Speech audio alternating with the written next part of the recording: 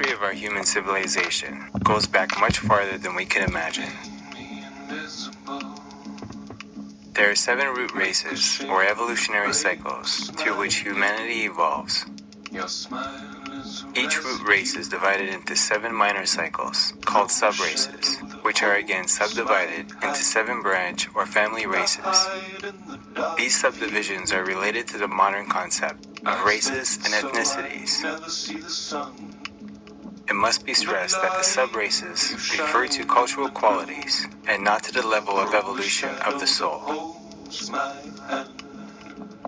They are different evolutionary stages that humanity as a whole goes through successively.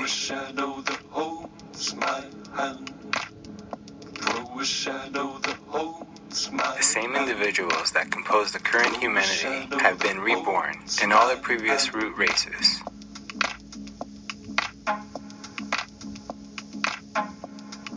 The root races are stages in human evolution in the esoteric cosmology of Theosophist Helena Petrovna Blavatsky, as described in her book, The Secret Doctrine, in the year 1888.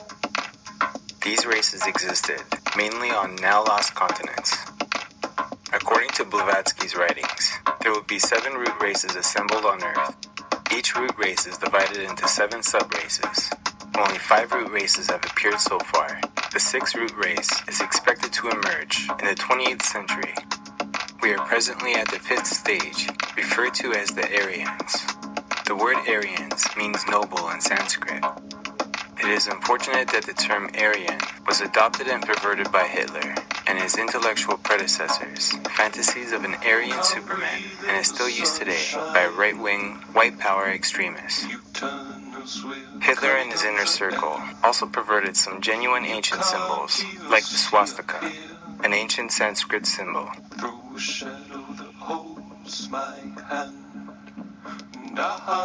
There have been many Earth civilizations, of which we know nothing.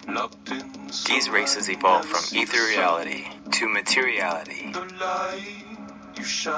So every living organic species of animals and vegetation changes with every new root race.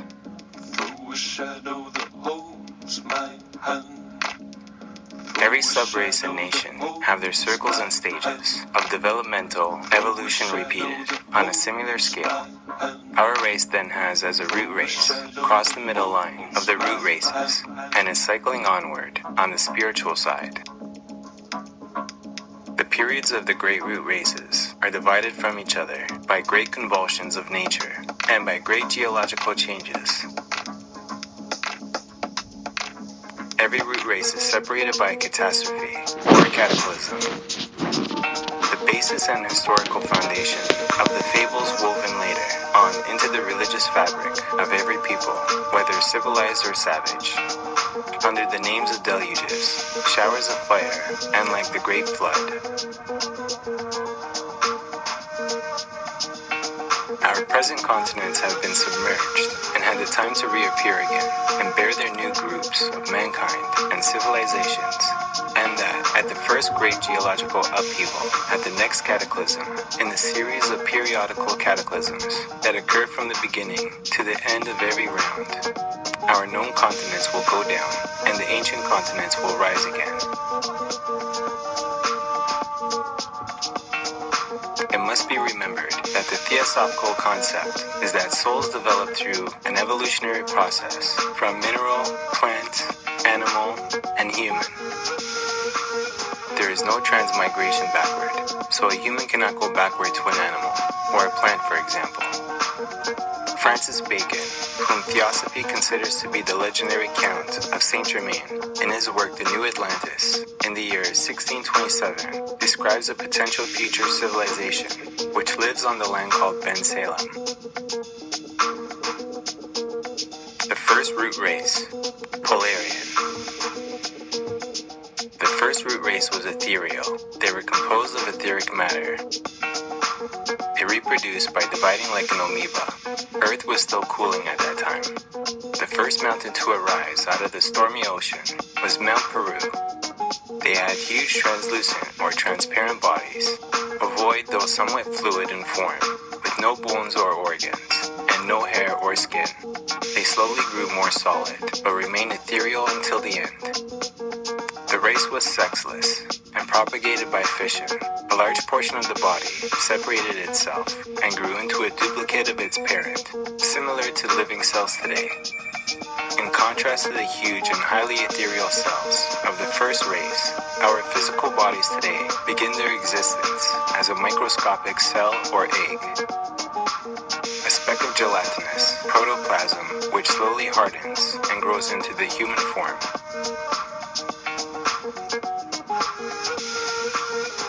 The second root race, Hyperborean.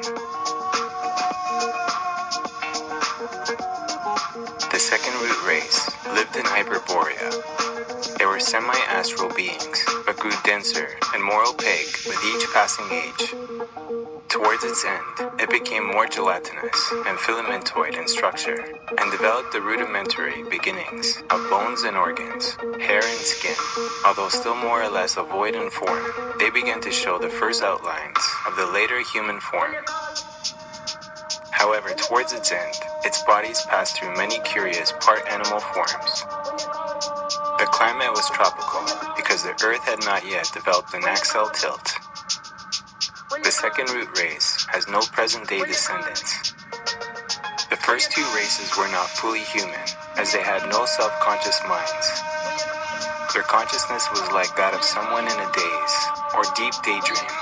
They were guided by spiritual instinct and were mentally much like children.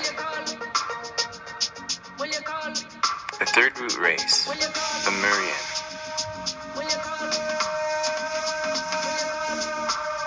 The Lemurians lived in Lemuria. According to Theosophists, existed in a large part of what is now the Indian Ocean, including Australia, and extending into the South Pacific Ocean. Its last remnants are the Australian continent, the island of New Guinea, and the island of Madagascar. Modern Theosophists sometimes identify Lemuria with the actual ancient supercontinent of Gondwana. Others may refer to it as Mu. Lemuria sank gradually and was eventually destroyed by erupting volcanoes.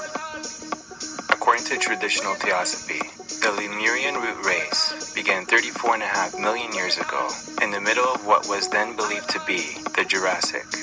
Thus, the people of Lemuria coexisted with the dinosaurs.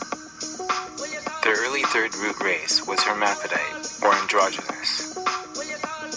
The Lemurians were the first with physical bodies. They were described as a race of three-eyed giants and inhabited a lost continent of Lemuria. The first three subraces of the Lemurians reproduced by laying eggs, but the fourth subrace, beginning 16.5 million years ago, began to reproduce like modern humans.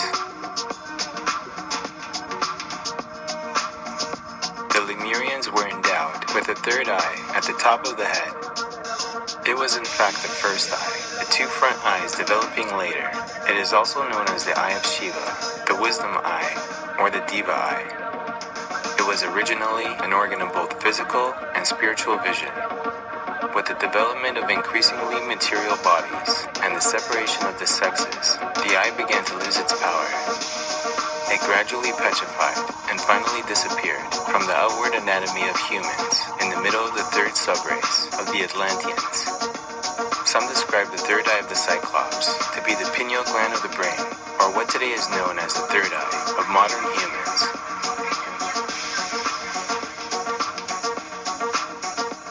As Lemuria slowly submerged due to volcanic eruptions, the Lemurians colonized the areas surrounding Lemuria, such as Africa, southern India, and the East Indies.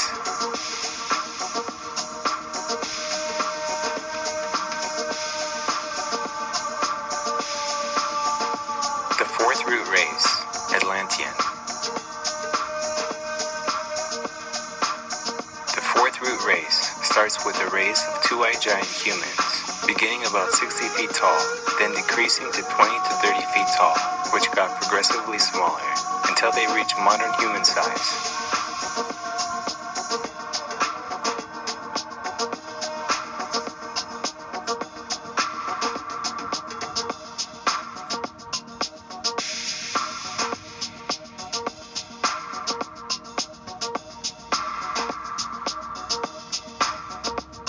descendants of the Atlanteans, according to traditional theosophy, include those of the Mongolian race, the Malayan race, the American Indian race, as well as some people of what in the 19th and early 20th centuries was called the olive-skinned Mediterranean race.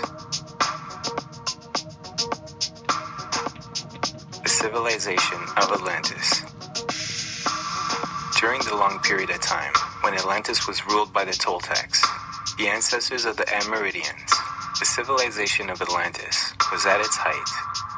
This was the period between 1,000,000 and 900,000 years ago, called the Golden Age of Atlantis. The Atlanteans had many luxuries and conveniences. Their capital city was called the City of the Golden Gates. At its height, it had 2 million inhabitants. The Atlanteans had airships, powered by the Vril, that could seat 2 to 8 people.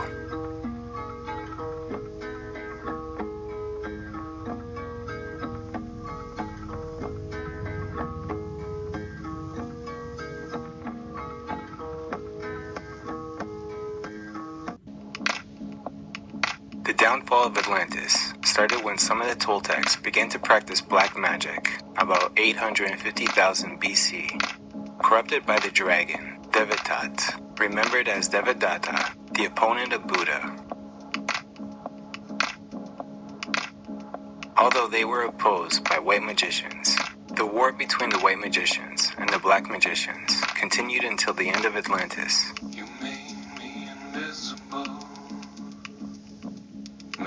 The masters of the ancient wisdom telepathically warned their disciples, the white magicians, to flee Atlantis in ships while there was still time to get out before the final cataclysm. The Atlantean continent was gradually sinking while the new America was forming. Eventually it left behind a few islands, the bigger of which was Poseidonus, mentioned by Plato in his writings.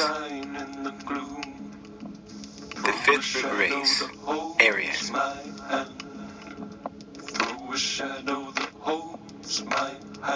Blavatsky asserted humanity was in the fifth root race, or Indo-European humanity, and like all major new races, received guidance from divine instructors. Since then, a series of migrations have taken place, and many civilizations have come and gone. This age of rapid material progress will last for another 427,000 years. The present-day ethnic group most closely related to the new race is the Kabyle. The bards of the new white root race poetically refer to the new race as being moon-colored. A small group of these Aryan migrants from Atlantis split from the main body of migrants and went south to the shore of an inland sea, a verdant and lush Sahara, where they founded the City of the Sun. The main body of migrants continued onward to an island called the White Island, in the middle of what was then an inland sea, in what is now called the Gobi Desert, where they established the City of the Bridge. The City of the Bridge was constructed directly below the etheric city called Shambhala, where Theosophists believe the governing deity of Earth, Sanat Kumara, dwells.